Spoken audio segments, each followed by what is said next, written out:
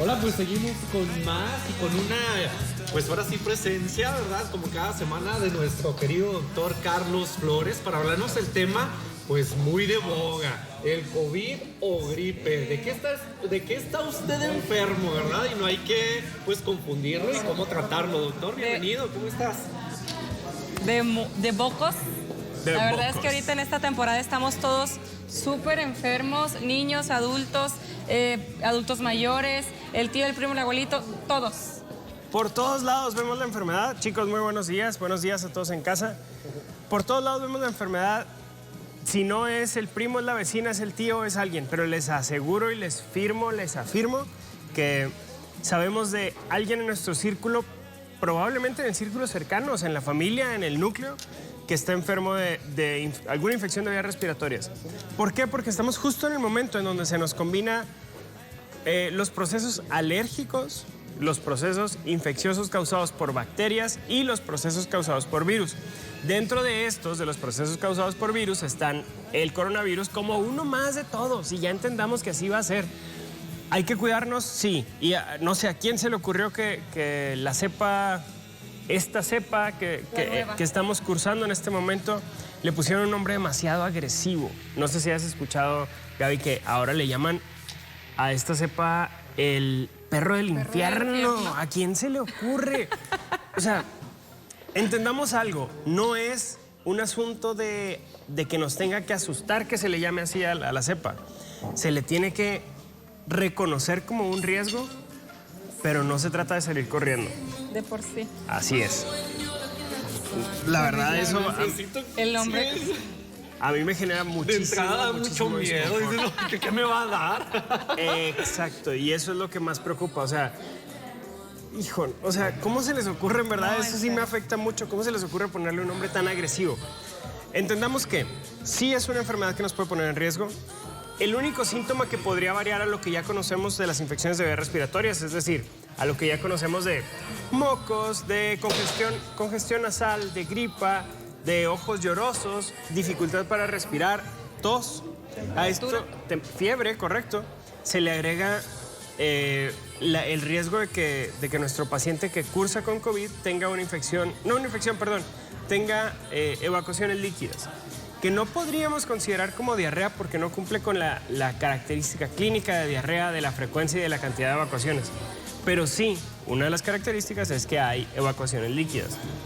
Ese es el punto. Que Entonces, si recordamos hace 3 años que inicia la pandemia, también era un síntoma que se veía, ¿no? Ajá, o sea, siempre ha sido uno de los síntomas de COVID. Pero en esta ocasión estamos hablando de como que a lo mejor baja un poquito los síntomas de tos Se hace más y se presente. presenta un poquito más frecuente la oportunidad de que se presente más bien unas evacuaciones líquidas. Doctor, pero la diferencia sí técnica, médica, para decir, ¿es COVID o es gripe? Porque ya uno trae el catarrito, el moquito ahí, y uno ya se pone en alerta y dice, tengo COVID, ¿verdad? Sí. Y ya lo que quieres es aislarte y ya no salir para no seguir contagiando a las demás personas. ¿Cuál sería esa diferencia así para que en casa luego tomen cartas en el asunto y se atiendan de manera correcta? La única diferencia la podemos establecer con el diagnóstico en papel, o sea, con una prueba. No hay otra opción. O sea, no, si a Juanito, que convives con él todo el tiempo, le dio COVID y lo diagnosticaron con una prueba, obviamente te tienes que cuidar. Pero si tú presentas un datos o clínica de enfermedad de vías respiratorias, de todos modos te tienes que hacer prueba. No asumas que tienes COVID. Asume que tienes una enfermedad de vías respiratorias y que ya nos enseñaron en estos últimos 2 años cómo se curan, o sea, cómo se previene el contagiar. Tener el uso adecuado de protectores, de máscaras, de cubrebocas y demás, el uso adecuado de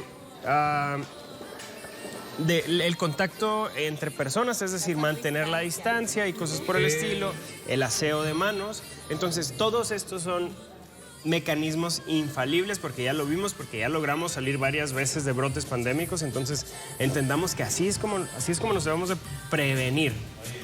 Lo primero es no hacernos daño, es decir, si yo siento síntomas, mi intención jamás sería presentarme aquí con ustedes y ponerlos en riesgo. Claro. Y eso aplica para ti que estás yendo a trabajar, para cualquier persona. Sí.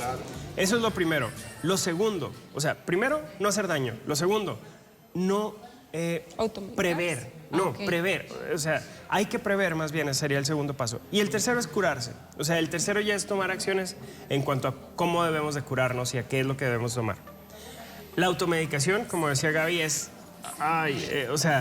una piedrita en el zapato. ¿Por qué? Porque tenemos dos causas que son globales, o sea, que son muy, muy genéricas, que una es causado las infecciones de vías respiratorias por bacterias y la otra por virus. Entonces, si tú tomas antibióticos, lo único que estás causando es generar resistencia. Y muchas veces pensaríamos, no, pues me curé igual con y sin, entonces lo sigo tomando. Lo que haces es que si después necesitas tomar antibiótico, ya tu cuerpo no lo va... Ya no le va a servir. Se hace resistente. Se hace resistente. Y el bicho, la bacteria que te causa el problema, se hace resistente porque ya no funciona igual en tu cuerpo. Y es que eso es lo malo, ¿no? Que luego te enfermas y con tal de querer salir del apuro, abres tu botiquín y lo primero que tengas a la mano. Y eso pues yo creo que Si es sobró algún un error. antibiótico de la enfermedad pasada del hermanito, le damos al otro. Luego le das, es correcto. Y a veces coincide en que se alivian, pero no porque era el medicamento, sino porque fue el proceso de la enfermedad viral, por ejemplo. Ajá. O sea, y coincide y ya estamos todos de doctores en casa. Doctor, por ejemplo, ahorita con las medidas me llama mucho la atención lo del cubrebocas, ¿no? Sí. Que de manera oficial el gobierno dice ya no hay necesidad, pero estamos viendo casos que efectivamente van en ascenso. Entonces yo creo que la recomendación, salvo tu mejor opinión, es volverlos a utilizar. Es esa elección de cada persona. Y la elección depende de si quieres o no enfermarte, así de sencillo. Les platico, o sea, ahorita al momento de llegar aquí al canal, yo llegué con cubrebocas. No pasa nada, ya tenemos años usándolo, que no le tengamos miedo a eso. Si vas a tener contacto con personas con las que no tienes contacto diario, no hay problema, póntelo. Trae cubrebocas ahí rodando por tu vida, obviamente nuevos, pero nada daño te hace traer un paquetito de cubrebocas en el carro o en la mochila o en la bolsa y usarlo cuando lo necesites. Oye, y que lo cambien, ¿no? Porque luego a veces traes un cubrebocas Todo manchado. ahí con un mes ya, con chile colorado y todo. Pues, ¿cuál es el Con la efecto, ketchup. Bueno, muchísimas gracias, doctor. Siempre trayendo un tema muy interesante. ¿Y qué les parece si continuamos con más?